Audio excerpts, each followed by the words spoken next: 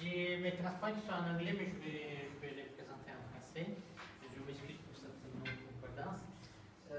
Donc je vais vous présenter seulement une partie de la chaire. Je ne vais pas vous présenter toutes les activités, je vais vous présenter plutôt les activités qui sont liées à l'intelligence ambiante et au traitement du son. Donc je vais commencer par présenter quelques notions du domaine dans lequel se situe ma présentation pour qu'on comprenne la même chose. Donc je vais vous présenter les notions d'intelligence ambiante, de la e-santé et de la télémédecine pour voir un peu quelles sont les limites de chaque notion. Je vais passer rapidement par une proposition de présentation d'architecture des objets connectés d'aujourd'hui et après je vais vous donner quelques exemples de travaux faits dans ce domaine-là, sur la partie analyse de l'environnement sonore et sur la partie utilisation des critères d'activité pour le diabète. Avec un passage par la fusion de données, parce que ce n'est pas suffisant d'utiliser un seul capteur, on verra par la suite. Et je finirai par présenter deux projets de recherche sur lesquels j'ai travaillé pour exemplifier ces développements. Donc pour ce qui est intelligence ambiante, c'est un concept qui est apparu assez récemment, dans les années 90. Il y a plusieurs définitions que j'ai trouvées dans la littérature, mais en gros on peut définir l'intelligence environnementale comme étant un système qui essaie de compenser surtout les limitations qui viennent avec l'âge. Ça veut dire aider la personne par rapport à ces limitations, donc en offrant des systèmes capables d'interagir avec la personne et surtout de l'aider et de lui offrir un environnement plus sécuritaire, je dirais. Donc il s'agit finalement des produits et des services qui sont là pour la qualité de vie, surtout des personnes âgées, mais ça peut viser tout le monde. Pour la e-santé, donc la e-santé c'est très large, c'est beaucoup plus large que la télémédecine, et c'est l'application finalement de toutes les techniques numériques pour le domaine de la santé. Donc je dirais que la télémédecine fait partie de la e-santé, mais dans la e-santé on trouve aussi la prévention, on trouve tout ce qui est dossier médical personnalisé, on trouve la domotique parce que la domotique sert la e-santé, on trouve des textiles intelligents à l'heure actuelle, les forums des patients font partie de la e-santé parce que ça permet finalement de faire un échange d'informations médicales et plus récemment toutes les applications mobiles sur téléphone qui sont de plus en plus nombreuses pour la partie médicale. Maintenant, la télémédecine, qui est un sous-domaine de la e-santé, c'est l'utilisation des nouvelles technologies de la communication et de l'information pour des applications médicales. Et ça sert plus généralement pour pouvoir permettre le diagnostic et la consultation des patients rapide et en sécurité, peu importe où se situe le médecin et le patient. Donc l'idée de télé, c'est de pouvoir faire de la transmission de données, d'images, du son entre 2 ou 3 points pour pouvoir mettre en place de la télémédecine. Donc le concept de télémédecine il est beaucoup plus ancien que la e-santé, donc ça date des années 70 et il est né dans l'Amérique rurale, donc plutôt dans des États où on a des grandes surfaces et peu de population, comme Nebraska, Texas et Georgia, et la Norvège. Aujourd'hui, on trouve plein d'applications de la télémédecine aussi dans des zones où on a une densité élevée de la population, parce que finalement, même à Paris où on a beaucoup de médecins, la télémédecine peut servir parce que ça peut faire éviter, par exemple, la téléconsultation peut faire éviter des déplacements qui peuvent être très longs à Paris où il y a beaucoup de bouchons, et ça peut éviter des files d'attente au niveau du cabinet du médecin. Donc jusqu'aux années 2000, la télémédecine était concentrée plutôt sur la transmission d'images, donc tout ce qui était imagerie médicale, et sur la partie vidéoconférence, parce que finalement, pour mettre en place une téléconsultation, ce qu'on a besoin, c'est d'un système de vidéoconférence de qualité. Mais après les années 2000, on trouve une extension de la télémédecine vers d'autres applications. Donc les plus grandes applications de la télémédecine sont la supervision médicale à distance, ça veut dire la capacité de suivre des paramètres physiologiques du patient à distance, à domicile, mais aussi à l'hôpital ou en hospitalisation à domicile. Après, on a tout ce qui est diagnostic à distance, avec transmission de certains paramètres, analyses médicales, comme l'électrocardiogramme, comme des images pour la dermatologie, comme des images aussi pour l'endoscopie. On a la téléconsultation où il s'agit d'avoir un médecin à côté du patient et un deuxième médecin à distance, donc pour avoir une deuxième opinion par rapport à une maladie. On a les téléconférences, téléréunions pour la médecine, où c'est pratiquement la même chose que les téléconférences qu'on fait dans tous les autres domaines professionnels, mais comme c'est appliqué à la médecine, on a des contraintes qui viennent plutôt de la sécurité de l'information pour garantir l'échange. Il y a le domaine de télétriage. Télétriage, c'est dans le cas des catastrophes naturelles où on peut avoir un centre qui permet de trier rapidement les patients pour les envoyer vers les meilleurs centres qui sont les plus proches. Les téléservices pour les urgences, c'est pareil, c'est la possibilité de faire du tri, mais cette fois-ci dans la vie de tous les jours. On a le domaine de la téléopération, donc, qui initialement a démarré avec la chirurgie à distance, qui était plutôt une application militaire et de l'espace, et qui maintenant retrouve sa place dans les applications civiles, parce qu'on constate que finalement, utiliser un robot sur certaines opérations, ça peut être plus précis qu'un humain, ça élimine les fautes qui peuvent venir de l'humain.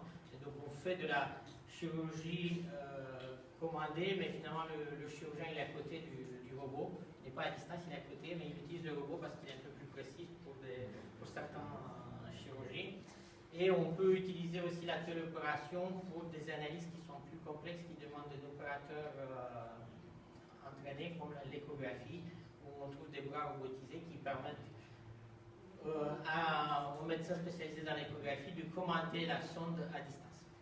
Et à la fin, on a la télééducation qui n'est pas spécifique santé, mais qui peut s'appliquer au niveau de télémédecine. Donc si on fait un résumé, la télémédecine permet de transférer et de s'occuper de toute la partie système d'information médicale, de pouvoir suivre des paramètres physiologiques à distance et de pouvoir commander des procédures médicales à distance. Les principales problématiques scientifiques que j'avais identifiées sont premièrement au niveau de la compression d'images sans perte et de la transmission, sont au niveau du traitement en temps réel de plusieurs données, de plusieurs capteurs à distance pour la partie monitoring à distance. Et c'est les interfaces aux machines aussi qui sont très importantes par rapport aux patients et aussi aux médecins. En ce qui concerne les objets connectés, qu'est-ce que c'est un objet connecté aujourd'hui? Il s'agit finalement des capteurs. Des capteurs qui sont capables de communiquer avec un smartphone ou une tablette, parce que finalement aujourd'hui ce qu'on voit c'est que l'interface unique tend à être le téléphone et non plus le PC. Et donc un objet connecté permet finalement de suivre certains paramètres qui peuvent être du domaine physiologique ou des paramètres du bien-être, de les suivre, de pouvoir les enregistrer. La plupart des objets qu'on trouve sur le marché font cet enregistrement dans le cloud, chez le constructeur de l'objet connecté, avec une interface web visible sur le téléphone qui nous permet de voir les données et surtout voir des statistiques et avoir des notifications. Donc on rentre dans le domaine de ce qu'on appelle mesure par soi-même, quantify self, où on trouve aujourd'hui une quantité de capteurs énormes. Donc on trouve tout ce qui est tracker d'activité physique qui permet de mesurer le nombre de pas, le nombre de calories, l'activité, éventuellement faire une différence entre une activité physique plus importante que d'habitude. On a des tensiomètres, donc on rentre dans le domaine médical, on a des balances qui permettent aussi de mesurer la masse graisseuse. Qu'est-ce qu'on trouve d'autre?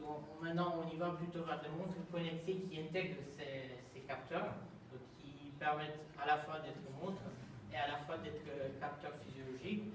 On trouve des glucomètres connectés qui permettent de mesurer la glycémie dans le cas des diabétiques et d'avoir l'enregistrement de la mesure finalement directement sur le téléphone, ce qui peut simplifier la vie. Au niveau de l'architecture, ce que je vois comme architecture au niveau des objets connectés à l'heure actuelle, c'est qu'à l'intérieur de l'objet lui-même, qui est un système embarqué, on trouve un ou généralement plusieurs capteurs. La partie traitement du capteur avec une première partie d'identification de certaines mesures, dans l'idée de réduire finalement la quantité de données qui est transmise vers la tablette ou le téléphone. Et après, il y a une transmission qui maintenant se généralise, c'est du Bluetooth, parce que tous les téléphones intègrent cette interface radio. Par contre, la particularité, c'est que les données sont stockées en local, mais sont transmises aussi par l'aide du téléphone dans le cloud chez le constructeur, qui fait aussi des statistiques qui peuvent revenir sur le téléphone pour avoir certaines notifications. Donc, je vais vous présenter deux exemples de recherche dans ce domaine. Là, une partie d'analyse d'environnement sonore dans l'idée de détecter des situations de détresse et dans l'idée aussi de détecter des activités de la personne, donc ce qu'on appelle des activities daily life. Un deuxième exemple, je vais vous présenter sur une application du tracker d'activité au diabète. Et une troisième qui concerne plutôt la fusion de données entre trois types de capteurs, le son, des capteurs infrarouges et des capteurs mobiles. Donc pour la partie analyse de l'environnement sonore, pourquoi nous avons choisi de travailler sur l'environnement sonore? Parce qu'il est très riche en informations. On trouve des sons qui indiquent des activités de la vie courante. On trouve finalement l'information de la personne qui parle à un moment donné, ce qu'on appelle de la reconnaissance du locuteur. Et on trouve aussi l'information aussi riche qui est l'information de ce que je dis, de la reconnaissance de la parole, dans laquelle ce qui nous intéresse dans le cadre de notre application médicale, c'est plutôt d'identifier des expressions de détresse de style aidez-moi et éventuellement des interjections qui peuvent indiquer qu'il s'agit d'une situation de détresse. Donc pour traiter le signal sonore qui est un signal complexe, on utilise plutôt des techniques de type spectral. Et l'originalité, c'est que jusqu'à maintenant, la plupart des applications ont visé la reconnaissance de la parole et la reconnaissance du locuteur, et donc tout ce qui était son de la vie courante était considéré comme étant du bruit. Maintenant, l'idée, dans ce que je vais vous présenter, c'est de traiter ces sons et d'être capable de les reconnaître et voir quelles sont les problématiques de cette reconnaissance. Donc, vous allez me dire que l'image est plus riche. C'est vrai que un capteur de type caméra vidéo peut apporter encore plus d'informations qu'un capteur sonore. L'avantage du son peut être vu dans le fait qu'il est un peu moins intrusif, il reste intrusif, mais il est un peu moins intrusif que la caméra. Ça peut être plus facilement accepté dans la maison. Donc au niveau du traitement du signal qui est effectué pour la reconnaissance de son, donc on commence par utiliser plusieurs microphones, qui est le capteur sonore de base, en faisant leur acquisition en parallèle et en temps réel. Donc le nombre de microphones va jouer sur les capacités du système. Et on va mettre en place une première étape pour simplifier le traitement du signal, qui est une étape de détection de signal utile. Pourquoi on introduit cette étape-là? Premièrement, parce que vous avez des grands moments au niveau sonore où il n'y a rien qui se passe. Par exemple, la nuit, on a de silence. Ça n'a pas de sens de lancer des systèmes de reconnaissance en permanence quand il s'agit que de la silence. Donc cette étape, son rôle, c'est finalement de filtrer et d'éliminer tout ce qui n'est pas utile, tout ce qui ne nous intéresse pas, et de pouvoir extraire seulement les morceaux de signal qui sont intéressants. Une fois qu'on a fait ça, on va passer par une étape que j'appelle un peu fusion, mais ce n'est pas réellement de la fusion, c'est seulement finalement permettre de sélectionner entre les différents canaux, parce que vous imaginez bien, si j'installe plusieurs microphones dans une pièce, ou même dans des pièces à côté, je peux récupérer le même signal sur plusieurs microphones. Donc l'idée, c'est de choisir le meilleur ou faire une combinaison pour avoir un meilleur signal. Après celle-là, on va lancer une étape de reconnaissance qui permet de faire la différence entre les sons de la vie courante et la parole.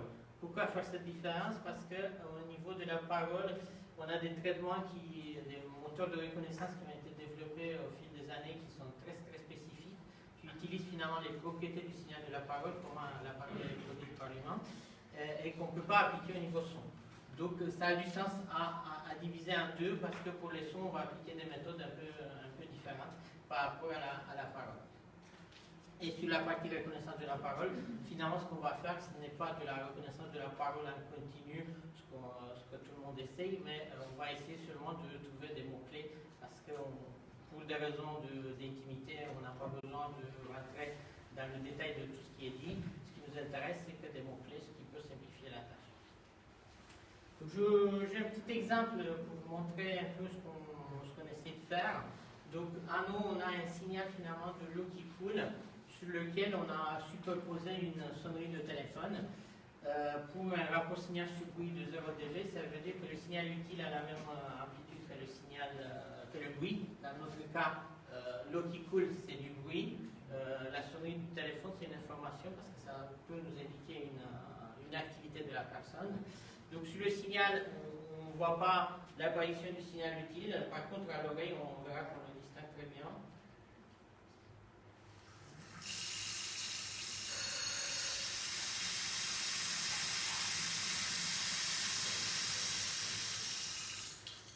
Donc l'idée, c'est par le système de reconnaissance, arriver à détecter où se trouve ce signal utile, à l'extraire et à être capable de le reconnaître, avec toutes les problématiques qui viennent du fait que dans la plupart du temps, dans la vie courante, on a des recouvrements entre ce qu'on va considérer du bruit avec des sons utiles. Donc la définition finalement du son utile et du bruit change en fonction de l'application. Dans notre cas, un sèche-cheveux, un rasoir électrique, l'eau qui coule, c'est du bruit, parce que ça peut cacher derrière de l'information importante comme chute d'objet, comme un cri d'une personne. Donc au niveau de la classification, comment ça se passe? Le rôle de tout système de classification est de trouver une classe d'appartenance par rapport à un signal inconnu. Donc généralement, on parle toujours d'un signal à identifier, le signal qui a été coupé par la première étape de détection de signal utile, sur lequel on va appliquer un traitement, parce que ça n'a pas de sens d'utiliser un signal temporel sur lequel on a beaucoup d'échantillons, et donc le traitement serait trop difficile. On va extraire seulement ces caractéristiques qui permettent de l'identifier par rapport aux autres, donc ce qu'on appelle des paramètres acoustiques ou des features en anglais. Et à partir de ces caractéristiques qu'on a extraites, avec un système quelconque, on va essayer de voir quelle est la distance entre ce signal inconnu et les signaux qu'on connaît, donc les classes qu'on a modélisées avant. Une caractéristique importante, c'est qu'en sortie, on aura toujours une liste des plus probables sons et non pas une seule sortie. Pour avoir une seule sortie, il faut mettre un seuil et donc forcément, on aura des erreurs au niveau de la reconnaissance. Au niveau des méthodes qu'on peut utiliser au niveau de la reconnaissance, on peut utiliser différentes méthodes qui sont citées. Des méthodes connexionnistes, c'est des réseaux de neurones, mais nous, on s'intéressait plutôt à des méthodes multiclasses parce que finalement, on va reconnaître parmi plusieurs classes. Et donc, dans les méthodes multiclasses, on trouve surtout les GMM, les modèles de mélange de Gaussienne, qui sont très utilisés en tout ce qui est reconnaissance du locuteur et en reconnaissance en général quand on ne connaît pas exactement les caractéristiques du signal. Donc, rapidement, c'est quoi un GMM? C'est un mélange on suppose que le signal peut être modélisé par une somme pondérée de Gaussienne, donc de distribution de Gauss. Et donc, un GMM, il est composé de plusieurs Gaussiennes, et donc lui, c'est la somme pondérée. L'idée, c'est que j'ai pris un exemple en 2D de représentation. Dans notre cas, la dimension de l'espace, elle est donnée finalement par le nombre de paramètres acoustiques qu'on va prendre en compte, mais si on veut représenter rapidement, j'ai pris que deux dimensions. Donc les points en bleu, on peut considérer que c'est les points qui correspondent à une certaine classe de son. Et qu'est-ce qu'elle va essayer de faire dans une phase d'apprentissage un modèle de type GMM? Il va essayer de mettre au-dessus de ces points des Gaussiennes qui correspondent mieux à la répartition dans l'espace de ces points. Et la pondération pour chaque Gaussienne va être différente en fonction du nombre de points qui se trouvent à l'intérieur de chaque Gaussienne. Donc ça, c'est dans une phase d'apprentissage. Et dans une phase de reconnaissance d'un signal inconnu, le point du signal inconnu, on va calculer la distance par rapport à chaque Gaussienne du signal inconnu, et cela va nous permettre d'avoir une idée de la probabilité d'appartenance du point par rapport à cette classe. Deuxième méthode qu'on a testée, c'est la méthode des support vector machine, des SVM, qui permet de faire de la classification supervisée, mais seulement entre deux classes. Donc pour l'appliquer à notre problématique de classification multiclasse, on doit utiliser une technique, il y a deux techniques possibles, une technique qui permet de tester le son inconnu contre une autre classe et après contre toutes les classes, et après trouver quelle est la classe où on l'a retrouvé le mieux, ou faire des tests un à un. Donc, généralement, c'est soit des schémas que je peux appeler des schémas de Coupe du Monde où on élimine les équipes jusqu'à arriver en finale, ou des schémas où on donne des points pour chaque test signal inconnu par rapport aux autres classes. Donc un système de type SVM, ce qu'il essaye de faire, c'est de trouver le plan qui permet de séparer les points des deux classes. Donc c'est seulement une méthode entre deux classes, donc ce qu'il essaie de faire, c'est de trouver le plan. Le plus simple, c'est de la classification linéaire, mais c'est jamais le cas dans les applications réelles, et donc généralement on essaie de trouver une courbe non linéaire qui permet de séparer au mieux les points, et le SVM, le modèle en lui-même, c'est cette courbe-là qui fait la séparation entre les deux classes. Donc nous, on a utilisé une version plus spécifique du SVM, qui est une combinaison des méthodes de type SVM avec des méthodes de type JMM qu'on connaît bien au niveau de reconnaissance de locuteur. Et donc on a essayé de finalement de ne pas donner au système SVM pour la reconnaissance directement les vecteurs acoustiques, donc les paramètres acoustiques qui sont trop nombreux et peuvent poser des problèmes au niveau du SVM, mais de donner ce qu'on appelle un supervecteur, donc de simplifier cette suite de vecteurs qui résulte après le premier traitement du signal audio. On essaie de la simplifier et d'offrir finalement un supervecteur qui concentre encore plus les caractéristiques du signal à reconnaître. Et le SVM va être appliqué finalement sur ces supervecteurs et non pas directement sur les vecteurs acoustiques.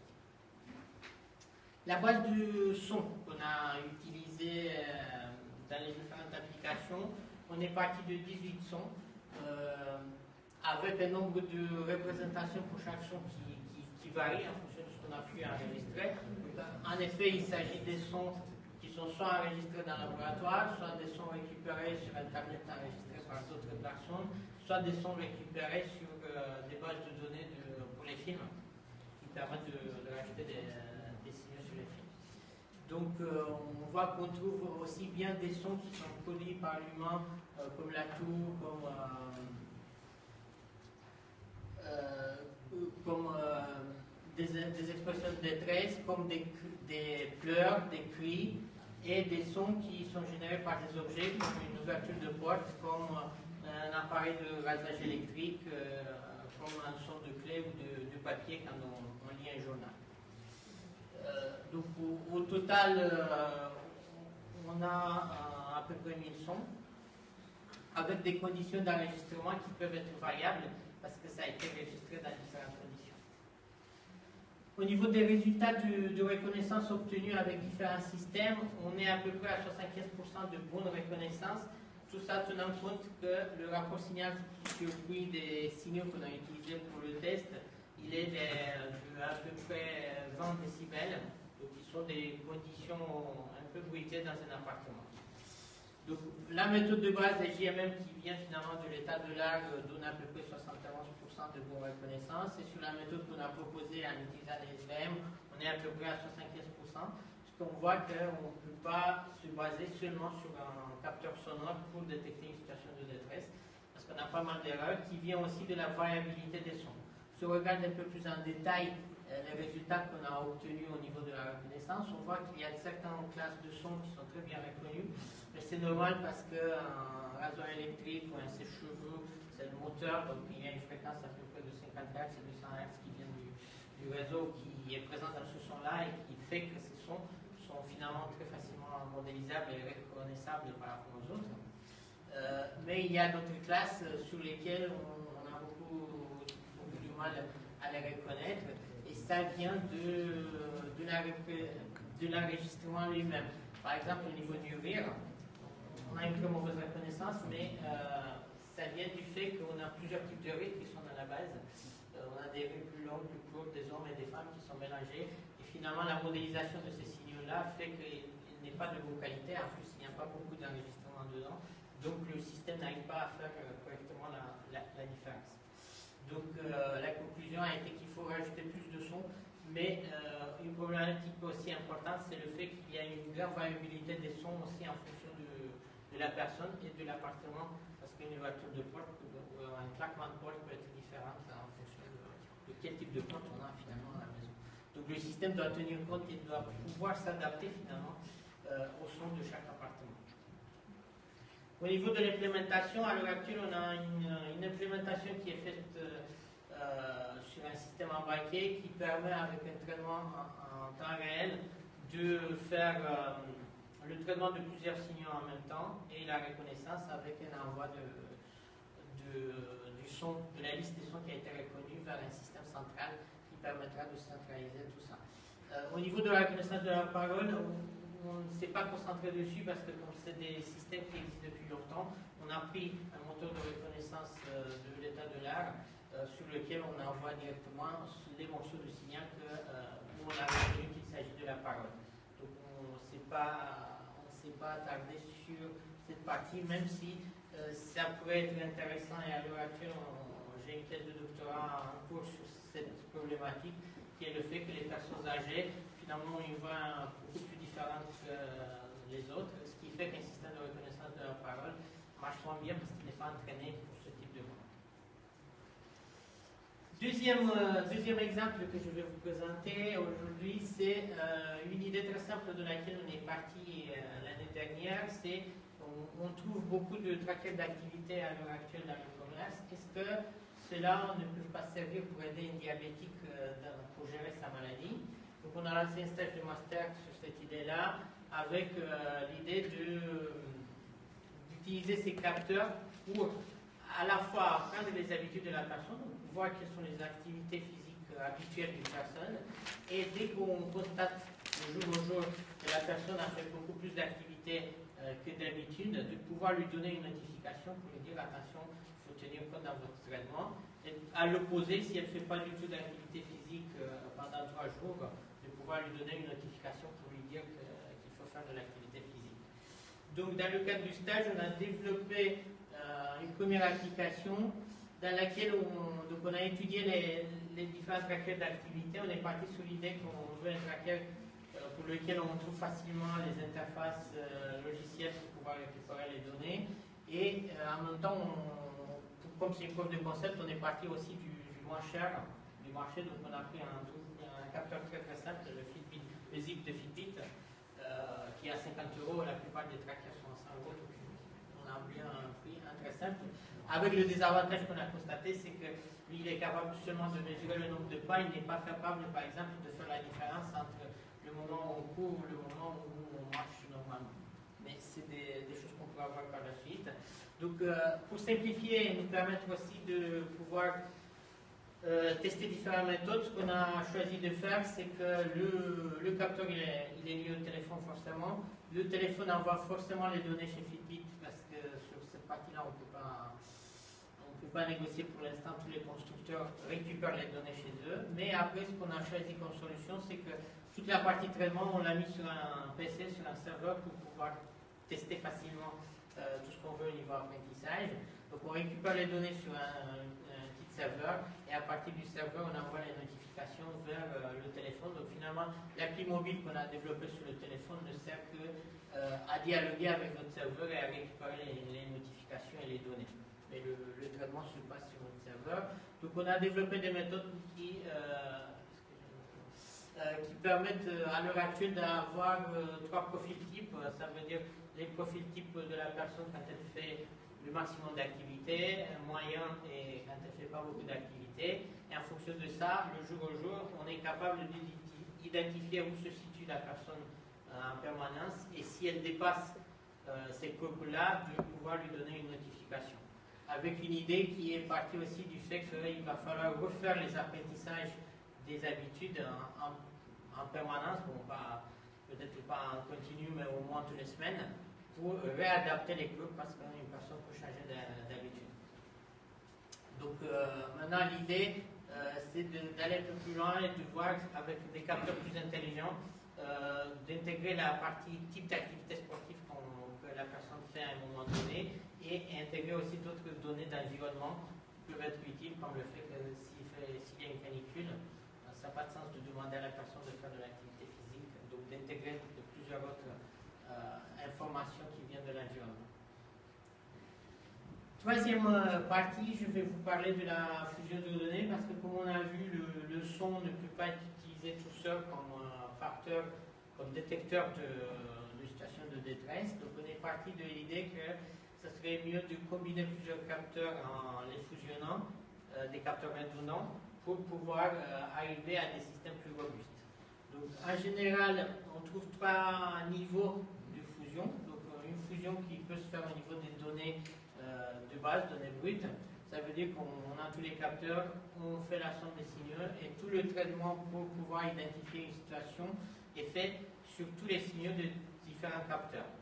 À l'opposé, on a ce qu'on appelle la fusion de score. Ça veut dire que chaque capteur est traité séparément jusqu'à la décision, donc jusqu'à extraire l'information que le capteur peut donner, et on fusionne seulement les décisions directement. Donc là, on a l'avantage qu'on a l'information brute depuis le début, et donc le système de fusion peut utiliser toute l'information des capteurs. Là, en étant à l'opposé, le désavantage, c'est que le système utilise finalement seulement une décision, donc une information qui a été réduite. Et au milieu, il y a une version intermédiaire, de compromis, où sur chaque capteur, on peut faire des traitements spécifiques, surtout si les capteurs sont différents.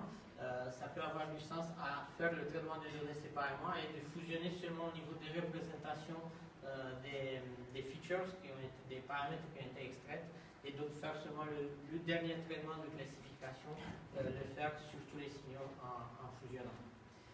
Donc nous, on est parti sur la fusion de 3 types de capteurs. Il s'agit d'une collaboration avec Télécom Sud Paris. Donc de fusionner le capteur sonore qu'on a vu tout à l'heure avec des capteurs infrarouges tout simples qui sont utilisés dans les alarmes, qui permettent de localiser une personne, donc de savoir s'il y a une activité. Mais ces capteurs infrarouges, si on les installe spécifiquement, dans notre cas, on va les installer à l'horizontale, à 1 mètre du sol, permettent aussi de savoir si la personne est par terre ou si elle est debout. Parce que si elle est par terre, le capteur ne va pas voir la personne. Et donc, on peut se faire une idée, ce qui peut être une information par rapport à une possible situation de détresse. Pas forcément si on est par terre, on est tombé, mais c'est une indication. Et combiner tout ça avec un capteur mobile qui a été développé par Télécom Sud Paris, qui permet de détecter la chute, de détecter la position de la personne, le coup, et qui a un bouton d'alarme si la personne veut générer une alarme toute seule. Donc la question qu'on peut se poser, si le capteur mobile fait tout ça, pourquoi utiliser les autres modalités?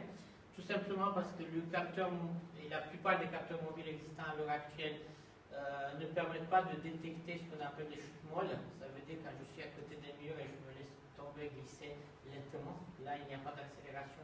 Donc les capteurs à l'heure actuelle ne sont pas réellement capables de détecter ce type de chute. Deuxième raison, c'est que les capteurs mobiles ne sont pas projetés tout le temps par la personne. Et aussi, il y a les problèmes de pile. Si la pile n'est pas chargée, le capteur ne marche plus. Donc, il peut y avoir des situations où le capteur ne marche pas et où la présence d'un système qui utilise d'autres capteurs, surtout dans l'environnement, peut apporter son plus. Donc au niveau des méthodes de fusion, nous avons utilisé 2 techniques. Une première technique, c'est la logique floue. Au démarrage, on est parti sur la logique floue parce qu'on n'avait pas du tout d'enregistrement réel des données, et donc on s'est dit qu'en utilisant des règles de décision, ça va être plus facilement implémentable. Et après, on est parti sur la théorie de Denford-Scheffer avec une application spécifique qui sont les réseaux d'évidence. Au niveau de la fusion, donc on a choisi d'utiliser finalement les 3 niveaux de fusion, étant un peu obligé par la structure des capteurs. Donc les capteurs infrarouges, on utilise les données brutes parce que finalement un capteur infrarouge, ce qu'il donne, c'est une information binaire. J'ai détecté une activité ou je n'ai pas détecté d'activité, qui est déjà un peu traitée dans le capteur. Donc on va utiliser une donnée brute. Pour le capteur mobile, on n'a pas le choix, il y a un traitement qui est fait dedans. On est obligé d'utiliser seulement la sortie qui vient par la radio vers le récepteur. Donc de toute façon, on se situe plutôt au niveau 2. Il y a eu déjà une extraction de paramètres qui est faite sur ce capteur-là.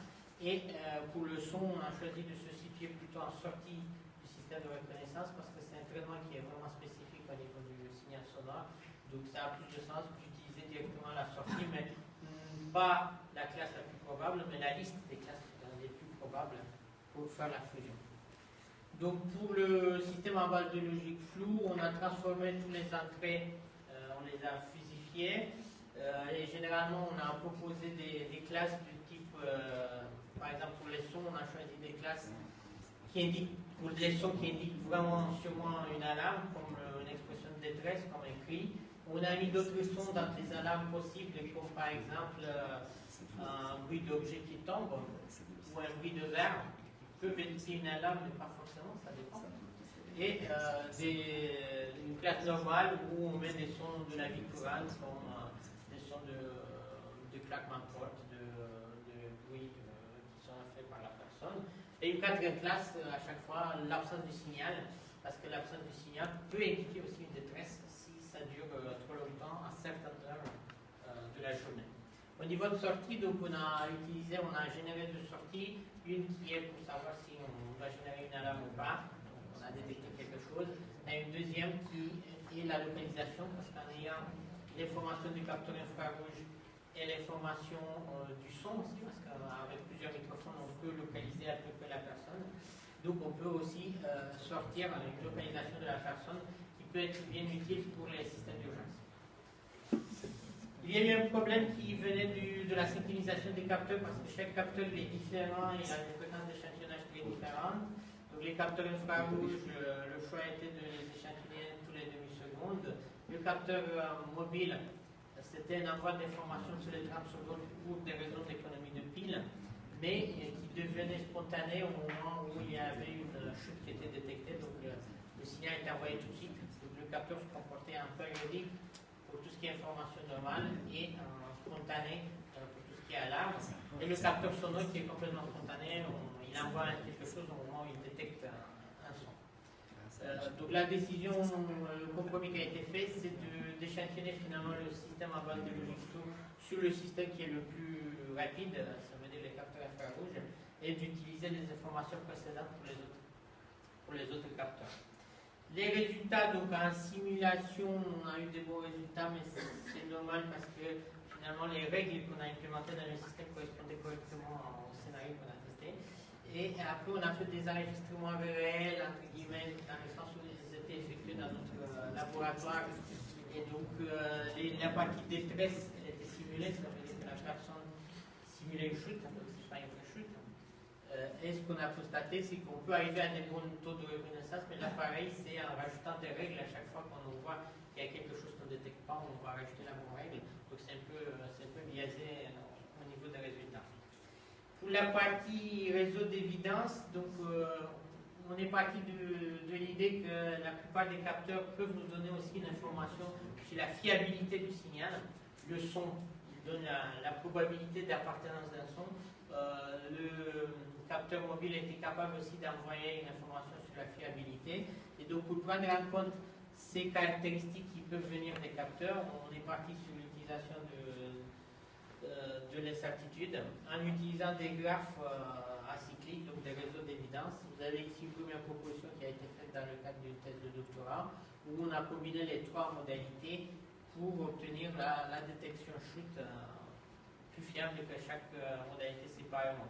Donc les tests qui ont été effectués ont été effectués sur des scénarios enregistrés aussi dans le laboratoire, mais dans lesquels on a rajouté aussi des chutes molles pour faire en sorte que le capteur mobile ne détecte pas ce type de chute et voir si en fusionnant avec les autres capteurs, est-ce qu'on améliore la reconnaissance. Et ce qu'on a constaté, c'est qu'on est passé d'un cercle de 8 chutes qui n'étaient pas détectées par le capteur mobile à seulement 2 chutes qui n'étaient pas détectées par le système de fusion complet. Donc on a démontré que finalement les chutes molles, on peut les voir par l'intermédiaire de l'information des autres capteurs, parce qu'en ayant l'information que la personne est par terre qui vient des capteurs infrarouges, en ayant une information de son de type chute ou de cri, on peut finalement s'apercevoir qu'il s'agit d'une situation de détresse. Et pour finir, donc, je vais vous présenter deux projets dans le cadre desquels ces travaux ont été effectués. Donc, le premier, c'est un projet européen, un projet FP7 qui s'appelle Companion Enable, qui avait comme rôle de combiner la robotique d'assistance avec la partie capteur intelligent de la maison pour offrir de la sécurité aux personnes, pour offrir des exercices cognitifs, parce que la cible était des personnes âgées avec des problèmes cognitifs, et en particulier Alzheimer, pour aider les aidants et pour permettre de faire de la vidéoconférence, donc de la téléconsultation à distance. Donc c'est un projet sur lequel il y avait 17 partenaires et qui a permis de tester le système dans 3 pays, donc aux Pays-Bas, en France et en Espagne. Au niveau du son, la particularité sur ce projet, c'est qu'on avait un constructeur de microphone, donc AKG, qui est un constructeur autrichien, Sébastien, qui a développé un microphone spécifiquement pour ce projet qui permet de localiser aussi la source sonore. Donc, pour localiser du son, généralement on utilise des techniques qui sont un peu pareilles que les techniques utilisées dans la radio. Ça veut dire faire une antenne de microphone, donc installer plusieurs microphones à une certaine distance et mesurer le temps d'arrivée du signal. Mais ça demande, comme il s'agit du son, ça demande d'avoir une distance assez grande entre les microphones. Donc l'antenne elle a une taille un peu plus importante. L'idée de AKG était d'éliminer cette problématique et d'arriver à avoir un capteur qui a la taille des microphones normales mais qui permet de localiser. Donc ils ont produit une capsule dans laquelle il y avait 4 microphones mais avec des caractéristiques spectrales différentes, ce qui fait qu'on des caractéristiques spectrales qui sont dépendantes de la distance par rapport au microphone. Et donc en utilisant ces caractéristiques spectrales et leur position dans la capsule, on arrivait à avoir une localisation du son à 15 degrés à peu près au niveau du plan. En plan, donc seulement en 2 dimensions, pas en 3 dimensions.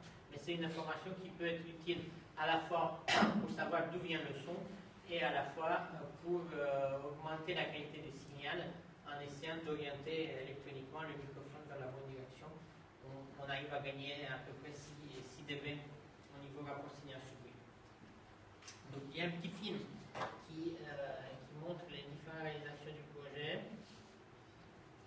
Donc tout se passe dans ce film dans la société Smart Home aux Pays-Bas, à Eindhoven, où on avait une maison qui était complètement domotisée, depuis la porte qui était électrique, donc qui s'ouvre toute seule, jusqu'aux différents types de capteurs qui sont dans la maison. Là, vous pouvez voir le robot qui a été réalisé par l'université de Ilmenau, qui est un robot autonome. Donc, quand la personne rentre dans la maison, l'idée c'était que le robot vienne pour l'accueillir.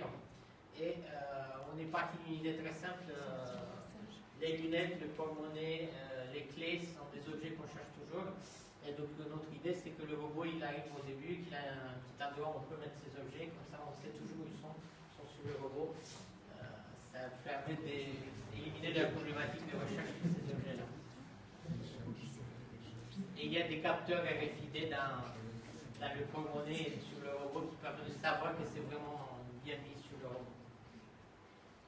Donc la forme du robot aussi a été étudiée avec les personnes âgées qui ont préféré un robot qui n'est pas humanoïde, plutôt robot carré, qui semblait plus facilement acceptable. Donc le robot sert aussi pour faire des exercices cognitifs. L'avantage d'utiliser le robot à la place d'un PC ou d'une tablette, c'est que le robot peut venir à côté de la personne, l'écran il bouge, donc il peut se mettre à la bonne hauteur et à la bonne inclinaison par rapport à la personne. Et le robot pourrait éventuellement permettre de convaincre plus facilement la personne à faire des exercices cognitifs plus souvent. Donc il s'agit des exercices assez simples, mais qui permettent, dans le cas de maladies cognitives, de pousser la maladie un peu plus loin. Ça ne permet pas de traiter, mais de pousser un peu plus loin.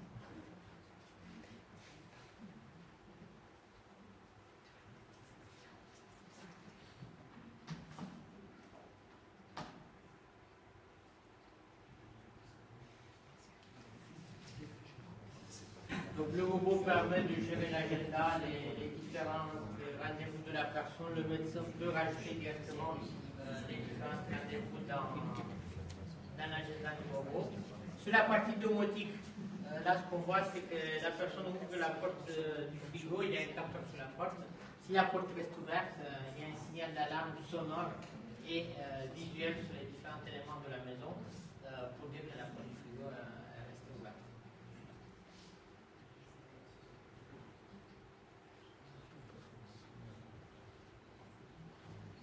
Donc pour la partie reconnaissance de son, c'est ce qu'on a vu avant, on est capable de reconnaître certains sons de l'environnement. Ici, c'est un claquement de porte.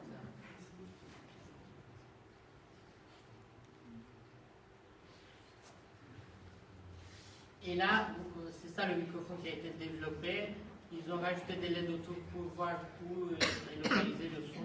Et donc on voit qu'en fonction de la personne qui parle, c'est la LED vers la personne qui s'allume avec un certain degré de précision pour indiquer qu'on localise finalement à peu près correctement la direction du son.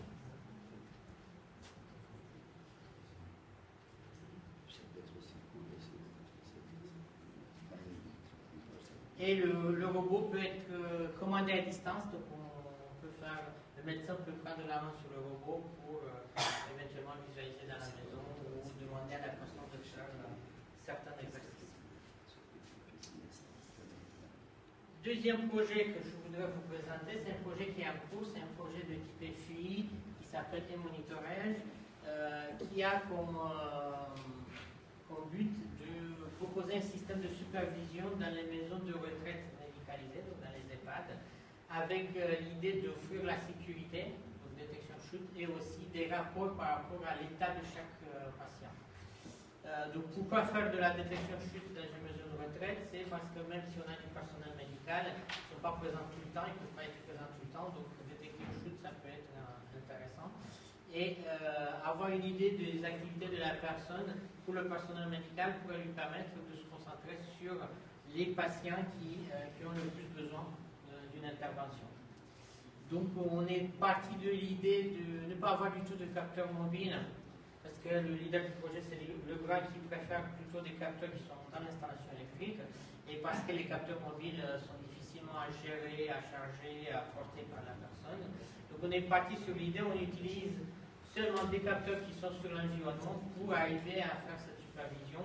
Donc à la base on a des informations très simples qui viennent des capteurs infrarouges et de tous les interrupteurs, parce que les interrupteurs, comme tout est domotisé, les interrupteurs, ce pas des vrais interrupteurs, c'est des boutons qui envoient une trame sur un luce domotique. Donc on peut savoir quand la personne allume, quand elle éteint la lumière, quand elle est dans la salle de bain. Par le projet, on a développé d'autres capteurs, le capteur sonore, des capteurs de respiration qui permettent de mesurer la respiration de la personne à distance par du Doppler, des capteurs de senteur pour détecter s'il faut changer les couches pour certaines personnes âgées, des capteurs aussi de chute, mais en utilisant finalement du Doppler, donc rien porté par la personne, mais seulement de la radiofréquence. Donc l'architecture de base, une chambre classique dans un EHPAD est là à peu près ce plan-là, dans laquelle on a installé 5 capteurs infrarouges, des capteurs qui permettent de savoir s'il y a quelqu'un qui rentre, donc pour pouvoir essayer de faire la différence entre les personnes âgées et les infirmières qui vont rentrer dans la chambre, et des capteurs autour du lit qui permettent aussi de mettre en place ce qu'on appelle le chemin lumineux. Donc ce qui a été constaté, c'est que la plupart des accidents c'est la nuit, c'est quand la personne s'élève pour aller aux toilettes. Si on met 2 capteurs infrarouges avec une commande dans la lumière, on peut allumer la lumière vers la salle de bain automatiquement. Donc tout ça communique sur un bus domotique, sur le KNX. Il y a plusieurs EHPAD maintenant qui sont dotés avec ces systèmes domotiques de chez Legrand. Et on peut récupérer donc sur le bus l'information de tous les capteurs. Même les nouveaux capteurs qu'on va rajouter comme le son et la respiration sont connectés aussi sur le même bus, d'où une contrainte supplémentaire parce que c'est pas un bus, c'est un bus domotique, donc un débit de 9 kV. On ne peut pas transmettre du son, il faut transmettre que l'information qui a été détectée réellement par le son.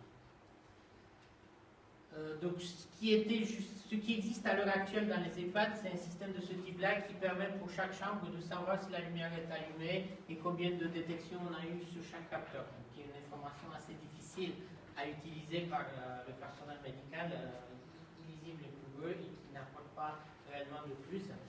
L'idée à la fin du projet, c'est d'arriver à pouvoir le proposer plutôt une détection d'activité pour indiquer de quelle heure à quelle heure la personne est couchée, de quelle heure les infirmières sont passées, quand la personne n'était pas dans la chambre, et ainsi de suite.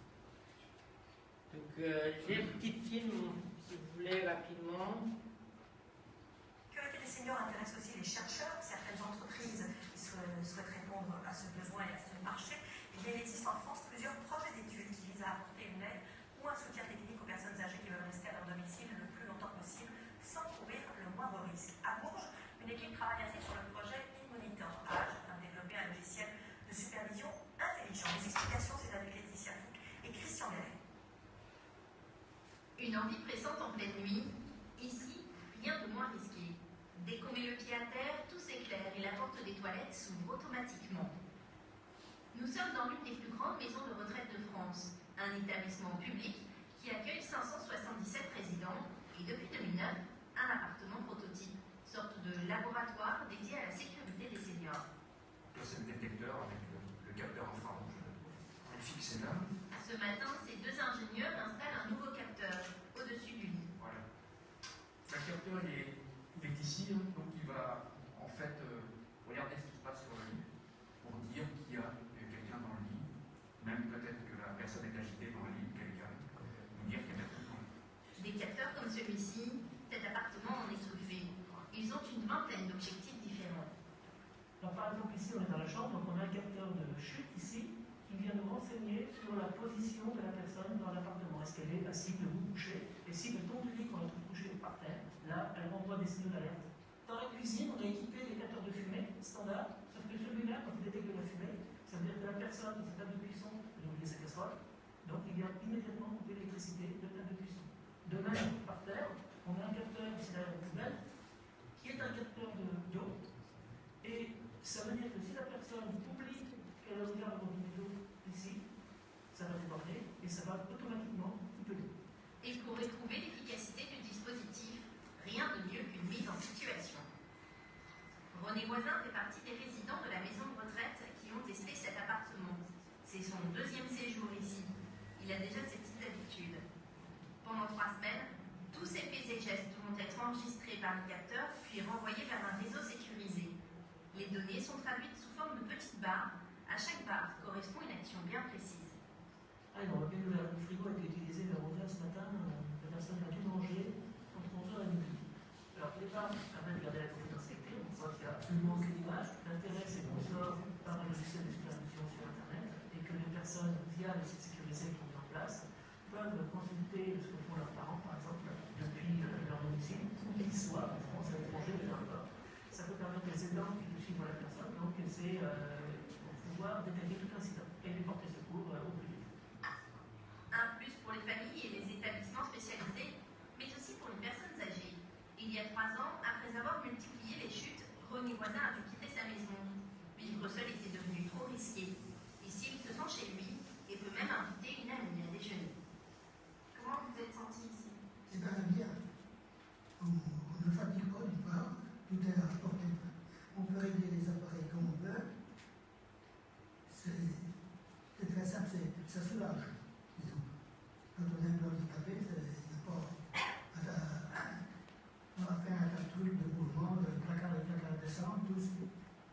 On est vraiment chez soi. Le gériatre de l'établissement est enthousiaste lui aussi. Ce dispositif d'alerte apportera un vrai plus aux équipes de garde, la nuit par exemple. Une fois, l'aide-soignante était passée, on va dire, à minuit 10, la personne chute, et l'aide-soignante s'est passée à 2h du matin. Autrement dit, elle a fait totalement son service, il n'y avait rien à reprocher à notre aide-soignante, seulement la personne âgée avait passé 110 minutes par terre. Si on peut lui faire passer de 110 secondes rester par terre, vous évitez une hospitalisation. 110 minutes par terre, ça se termine aux urgences. 3 résidents ont testé cet appartement, dont une dame.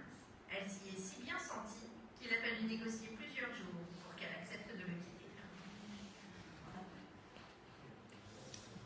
Donc, en conclusion, pour l'intelligence ambientale,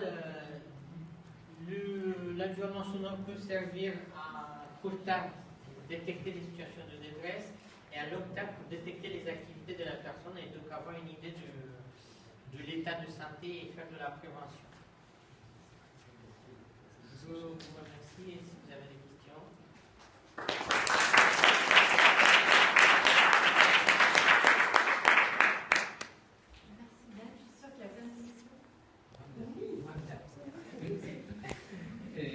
Une petite question sur la reconnaissance des bruits caractéristiques. Peut-être que nous avons montré un tableau, il y avait les éclats de rire, il y avait je ne sais pas quoi, la porte qui claque. Et évidemment, il y a une grosse disparité de performance, même du meilleur algorithme que tu avais. Est-ce que c'est... Mais tu as dit quelque chose du genre, là on n'avait pas bien échantillonné, on n'avait pas beaucoup de données. Est-ce que c'est uniquement lié à ça ou vraiment, par exemple les éclats de rire, on n'arrivera jamais pour l'instant avec les outils actuels à être performant dessus? Parce que là, il y a plusieurs types d'éclats de rire. Ça je comprends bien. Mais... Donc, pouvoir identifier chaque type d'éclat de rire, ça va être difficile. À l'heure actuelle, j'ai une thèse de doctorat dans laquelle on veut investiguer une autre approche, c'est de ne pas essayer de détecter chaque type de son